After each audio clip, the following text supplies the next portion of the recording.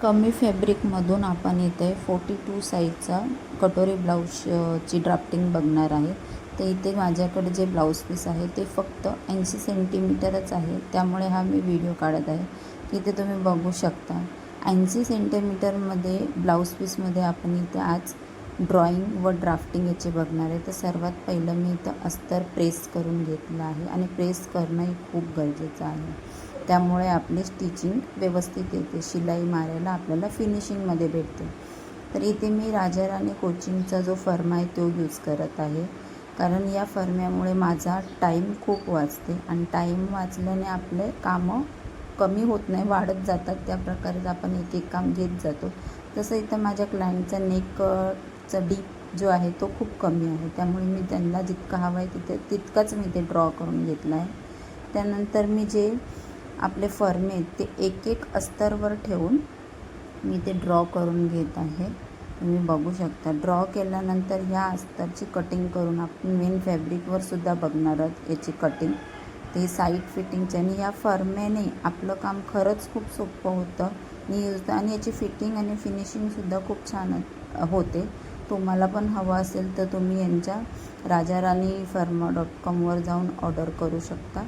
इथे आपली ड्राफ्टिंग झालेली आहे. त्यानंतर मी इथे पूर्ण अस्तरचे कटिंग करून घेत आहे. बघू शकता तुम्ही. इथे मी 1 मीटर अस्तर घेतलं आहे, त्यामुळे माझं अस्तर जे आहे त्यामध्ये तर ब्लाऊज आपला जे ब्लाऊजची ड्राफ्टिंग आहे ती तर बसलीच आहे, पण आपल्याला मेन फॅब्रिकवर बघायचं आहे की आपलं जे अस्तर कट केलेलं आहे त्याची जे हे अस्तर केलेले ड्राफ्टिंगचे जे पीस आहेत ते आपल्याला मेन फॅब्रिकवर पाहायचे आहेत.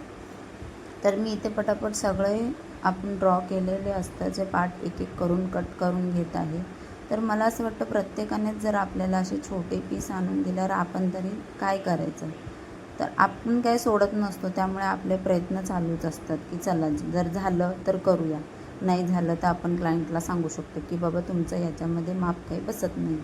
तर माझ्याकडनं तर होईल तितकं शक्यतो तर मी करूनच देते, नाही म्हणून सांगतच नाही. तर अशाच प्रकारे मी इथं आता स्लीवचीसुद्धा कटिंग करून घेत आहे. तुम्ही बघू शकता. तर आपल्याला काम आल्यावर आपण नाही म्हणायचं नाही, अशा पद्धतीचे माझे कामं असतात. बघा इथे मी अस्तरचीसुद्धा कटिंग, स्लीवचीसुद्धा इथे मी कटिंग करून घेतली आहे. तर आपले पूर्ण फॅब्रिकचं अस्तरचं कटिंग झालेली आहे. तर ही कटिंग झाल्यानंतर आपण मेन फॅब्रिकवर सुद्धा पाहणार आहोत की ही आपलं जे अस्तर आहे ते व्यवस्थित ठेवून आपल्याला कसं कटिंग करता येईल. चला तर व्हिडिओ पूर्ण पहा आणि व्हिडिओवर जर तुम्ही कोणी नवीन असाल तर लाईक करा, सबस्क्राईब करा, ज्यामुळे तुम्हाला नेक्स्ट व्हिडिओ जे मी पुढे चांगले चांगले टाकणार आहेत ते तुमच्यापर्यंत लवकरच पोचतील.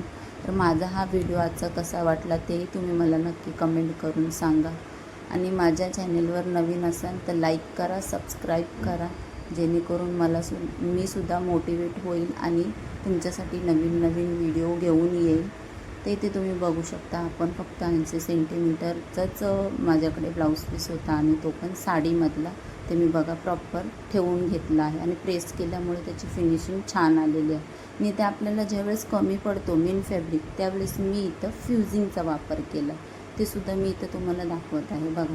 आणि योगपट्टीमध्ये तर नेहमीच आपल्याला कमी पडतो आणि त्यामुळे आपण डबल एक्स्ट्रा अस्तर पण लावून घेत असतो. तर अस्तरसुद्धा तुम्ही इथे लावू शकता.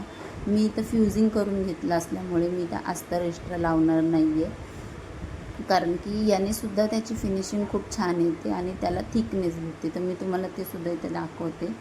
तर व्हिडिओ पूर्ण पहा. आणि याची थिकनेस वाढल्याची क्वालिटीसुद्धा कपड्याची वाढते आणि छान फिनिशिंगमध्ये येते. तर ते हे पहा, हे जे मी फ्युजिंग लावलेली योगपट्टी आहे त्याची थिकनेस बघा आणि ही जी माझी बिना फ्युजिंगची आहे. तर तुम्हाला व्हिडिओ कसा वाटला तेही मला कमेंट करून नक्की सांगा.